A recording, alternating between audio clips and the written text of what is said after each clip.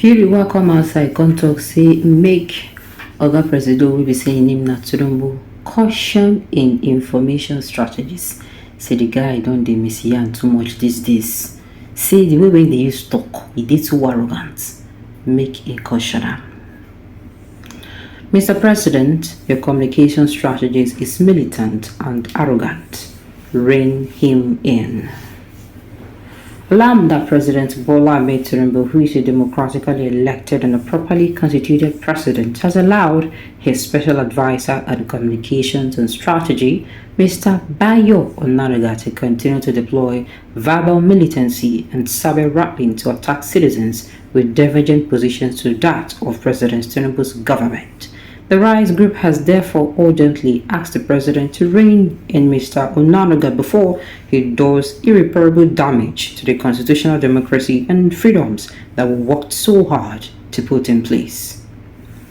Accusing Bayo Onanuga of acting as the communications militant and not just an attack dog of President Tinubu's government, Hiriwa condemned the open threats made by Mr. Onanuga on Sunday against the leadership of the Nigerian Labour Congress, when he arrogantly warned the Nigerian Labour Congress not to embark on his 2-day nationwide protest against the rising cost of living in the country.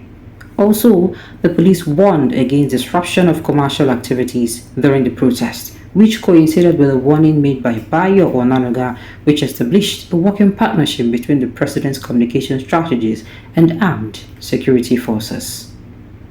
The riot group said it wasn't therefore altogether strange when suspected armed hoodlums were allegedly hurriedly brought into the Federal Capital Territory to infiltrate the NLC protest and disrupt peace, law and order. Were it not that the NLC got actionable intelligence and averted it, what would have been bloody? Yoruba lamented that the special advisor to the president on information and strategy, Mr. Bayo Onanuga, and the police handed down the warnings and described the planned peaceful protest by NLC as a breach of the law and an illegal undertaking. Bayo Onanuga said the Attorney General has written the NLC's lawyer that the protest is illegal, so they are breaching a court order if they want to go on with the protest. We are not aware of any plan to disrupt the protest. But what we can confirm is that the NLC are breaching an extant rule by a competent court that they should not go on protest. The protest itself is illegal, so the NLC should bear that in mind. Bayo Onanuga concluded just a day before the first day of the protest. The Rise Group preferated that the Nigerian Labour Congress said that Day 2 nationwide protest over hunger and economic hardship was suspended due to alleged threat on the leadership of the Congress. Mr. Joe Ajeru, NLC president, said this at a news conference on Wednesday in Abuja.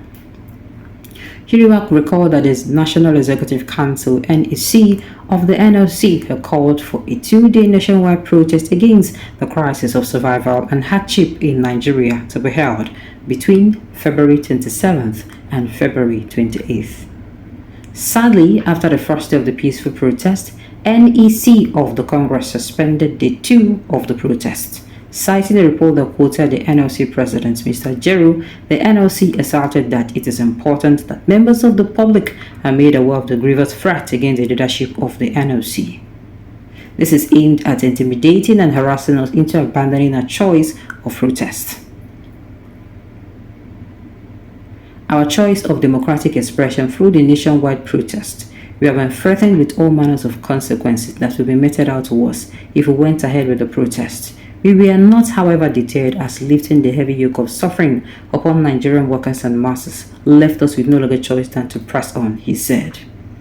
Hiriwa said that the NLC president narrated that during the Tuesday rally in Abuja, they received hard evidence of the imposition of agent provocateurs, just as the NLC president said the agent provocateurs were mobilized to the protest route and grounds to cause violence and unleash mayhem against peaceful assembly and protesting Nigerians. The NLC president also said, God is, however, always a step ahead of the enemies of workers and Nigerian people. That was also one of the reasons we had to restructure the second day of the nationwide protest. As we address this press briefing, all the major routes to our headquarters here in Abuja have become militarized, he said. Ajero said that this level of intimidation was designed to suffocate and muzzle the voices of the citizens so that we can surrender the civic spirit to retrogressive forces of the society. Reacting to the NLC allegation of threat from an agent of the President Tinubu's government, the rights group, through a media statement by the national coordinator, Comrade Emmanuel Onwubiku, specifically stated that the special advisor to the President on Information and Strategy, Mr. Bayo Onanuga, should be investigated over the serious threats that compelled the NLC to suspend the second day of mass protest against economic hardship in Nigeria. Hiriwa stated that, and I quote, "Even to the uninitiated and those without thinking faculties, the evidence-based threats against the NLC were made jointly by President Tinubu's information and communication strategist, Bayo Onanuga, and the police, and so it is inevitable that these two persons, Onanuga and the police, should be held accountable for using unlawful intimidation and threat to frustrate the free exercise of the constitutionally guaranteed fundamental right by the labor activists."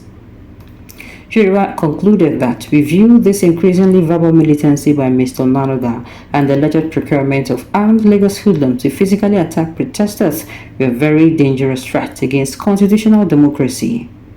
The president must call these persons to order before their actions will precipitate a mass revolution in Nigeria, because if the government officials are suspected of employing unlawful means to stop citizens from protesting peacefully against economic hardships, it is therefore inevitable that the government is sending open invitation to anarchy and lawlessness on the part of the oppressed. Hoi Polloi, because he who stops peaceful change is calling for a violent revolution. The earlier, the better that Onanuga's unguarded verbal militancy and cyber are checked. Now the thing is, but they say the first day was peaceful.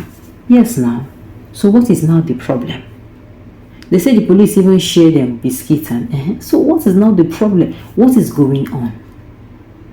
Hey, now wow. The so-called father of democracy during his tenure now, democracy don't abandon enough for this country disappear. They put you there to make you become information strategist. You decide to be bulldog. I be say they call Rottweiler. I be say they call yes now. Bulldog safe. Those ones maybe the bulldog now maybe say they even feel wound another dog. They are dangerous to other dogs breed. Yeah. Then give you another work. You say you want to become bulldog, the watchdog of the attack dog of the presidency. Okay, voila.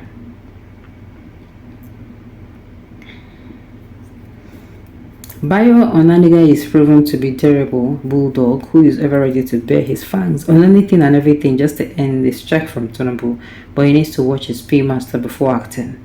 He looks like misfit.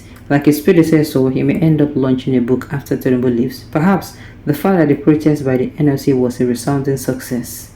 The governor for Oyo was there, gives me the impression that this book could be titled How to Bite Like a Bulldog and Crawl Like a Snake.